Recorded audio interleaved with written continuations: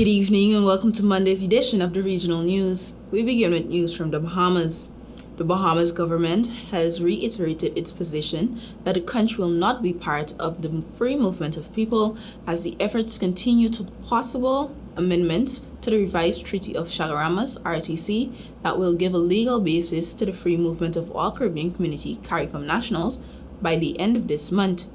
The RTC governs the 15-member regional integration process, and the regional leaders at their recently concluded summit in Guyana had received a report of the work being done by the reconstituted Intergovernmental Task Force, IGTF, that had been established to facilitate negotiations for revisions to the RTC. The IGTF is presently focused on an immediate directive given by the regional leaders to propose amendments to the RTC that will give a legal basis to the free movement of all CARICOM nationals.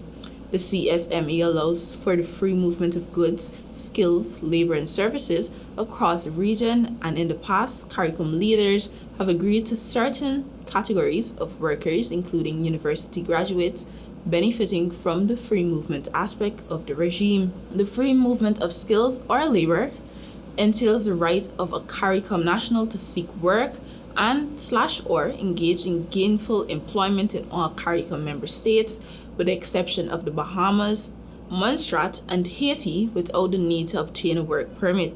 Antigua and Barbuda has already signaled that it wishes to maintain its use of the current skills regime, which allows it to focus on addressing labor force demand in the local market. Antigua and Barbuda says it currently implements one of the most liberal immigration policies across the region and is considered a forerunner in the integration movement. Bermuda, the British overseas territory, which is seeking full membership of the regional integration movement, said also it is, however, not contemplating being part of the region's attempt to allow for the free movement of nationals across member states from March 31 this year. While in Trinidad, death was instantaneous for a 46-year-old La Romaine mechanic when he was shot while sitting in his Range Rover on Sunday afternoon. Investigators have since identified the victim as Ryan Abdul of Southern Main Road.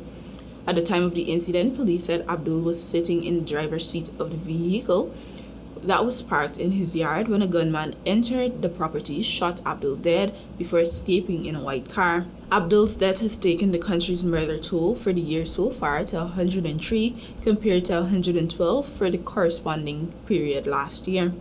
Police stated they believed Abdul's death was connected to his profession and certain crimes he had allegedly committed and for which he was before the court. In 2021, Abdul appeared before a San Fernando magistrate charged with larceny in the sum of $298,780. The offense was allegedly committed when a person paid Abdul for a vehicle that was allegedly never delivered.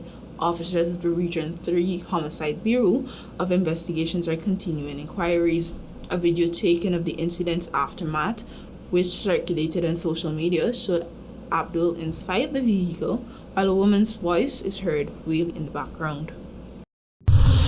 Now for some international news. Former Honduras President Juan Orlando Hernandez was found guilty on Friday of drug trafficking conspiracy by a U.S. jury, cementing the one-time U.S. ally's fall from grace. Jurors in federal court in Manhattan reached the verdict about 2 days following a 2-week trial. Hernandez, 55, faces possible life in prison. U.S. District Judge Kevin Castell will determine his sentence on a later date. Renato Stabile, a lawyer for Hernandez, said his client plans to appeal the verdict. During Hernandez's presidency, which ran from 2014 to 2022, the Central American country received more than $50 million in U.S. anti-narcotics assistance and tens of millions of dollars in security and military aid.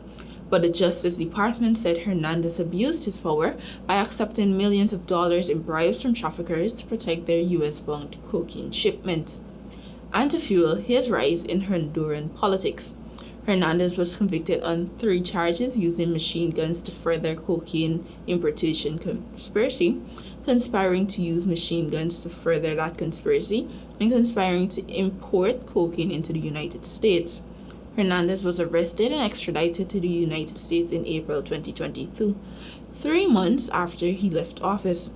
He had pleaded not guilty to the drug trafficking conspiracy and criminal weapons possession charges. At the trial, several convicted traffickers testified that they had bribed Hernandez. Prosecutors said Hernandez used drug cash to bribe officials to manipulate voting results in his favor during Honduras' 2013 and 2017 presidential elections. Hernandez's brother, Tony Hernandez, was convicted on U.S. drug trafficking charges and related weapons charges in October 2019 and sentenced to life in prison in March 2021. Prosecutors had said that Tony Hernandez accepted millions in bribes, including from Guzman, to funnel into his country's ruling National Party coffers for elections in 2009, 2013, and 2017 to benefit his brother. The former president has been jailed at Brooklyn's Metropolitan Detention Center since his extradition. I'm DACIA Richards. Thank you for watching. Until next time.